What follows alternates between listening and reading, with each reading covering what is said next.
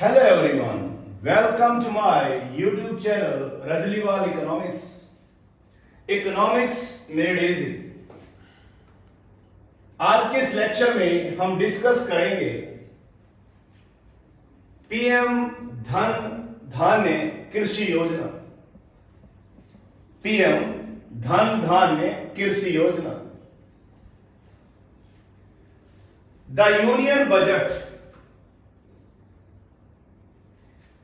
2025 announced to launch this new centrally sponsored scheme.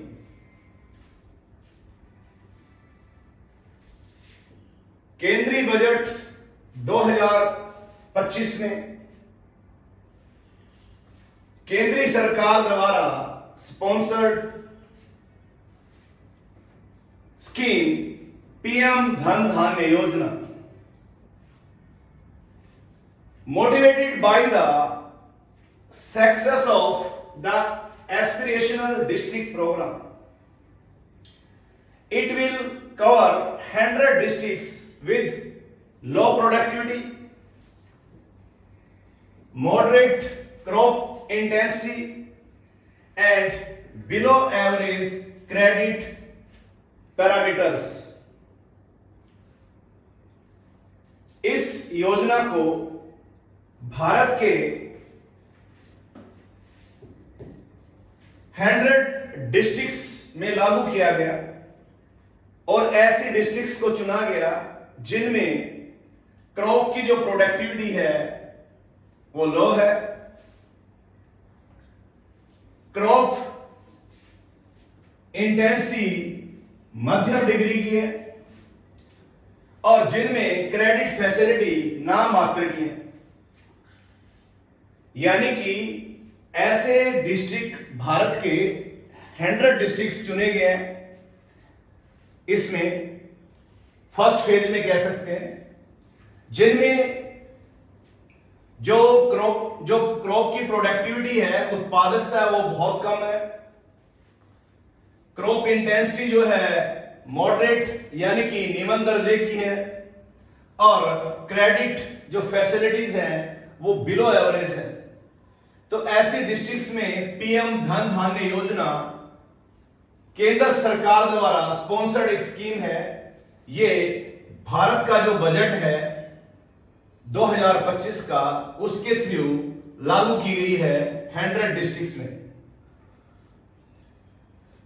Estimated to help over 1.7 crore farmer. इसमें 1.7 करोड़ जो farmers हैं, यानी कि भारत के 1.7 जो किसान हैं, करोड़ किसान, उनको इसका फायदा होगा। The scheme has following 5 AIIMS. इस स्कीम के जो 5 मुख्य उद्देश्य है, इनमें से फर्स्ट वन क्या है? खेती की उत्पादकता को बढ़ाया जाएगा, एनहांसिंग एग्रीकल्चरल प्रोडक्टिविटी। दूसरा, अडॉप्टिंग क्रॉप डाइवर्सिफिकेशन, यानी कि फसलों की विभिन्नता और and sustainable agriculture practice. Sustainable agriculture practice कौन सी होती है? यानी कि कुछ ऐसी विधियां खेती की अपनाई जाएंगी जो अवेलेबल रिसोर्सेज हैं, नेचुरल रिसोर्सेज, उनसे आज की जो जरूरतें हैं वो तो पूरी हो ही जाए और आने वाली जो हमारी जनरेशंस हैं वो भी उनसे बेनिफिट्स ले सकें। इसको बोलते हैं sustainable agriculture. Augmenting post harvest storage at the panchayat and block level. जब फसल की कटाई हो जाती है तो प्रॉब्लम आती है उसके स्टोरेज की।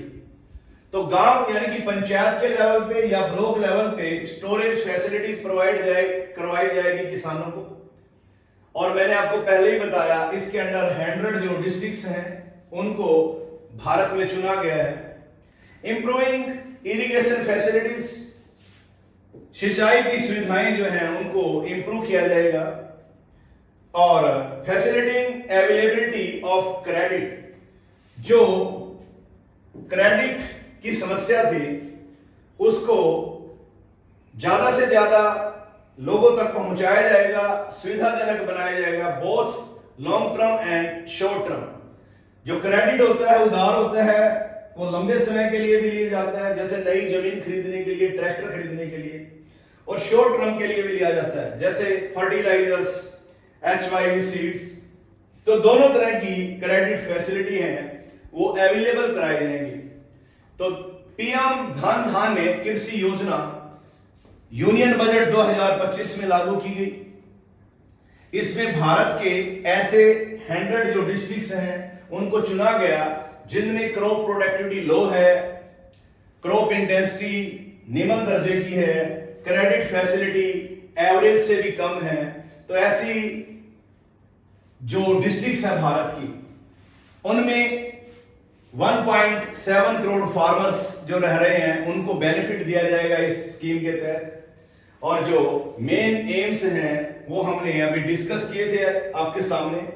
उसमें क्या था कि एक तो प्रोडक्टिविटी बढ़ाई जाएगी, दूसरा एग्रीकल्चर में जो क्रॉप डाइवर्सिफिकेशन पे जोर दिया जाएगा, सस्टेनेबल एग्रीकल्चर पर ध्यान दिया जाएगा, स्टोरेज फैसिलिटी बढ़ाई जाएगी, पहले पंचायत और ब्लॉक लेवल पे स्टोरेज बनाए जाएंगे, इरिगेशन फैसिलिटीज इंप्रूव की जाएंगी, और क्रेडिट जो है शॉर्ट और लॉन्ग टर्म दोनों के लिए अवेलेबल करवाया जाएगा।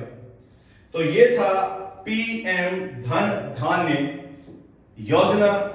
तो उम्मीद है कि आपको इस योजना के बारे में पता लग गया होगा।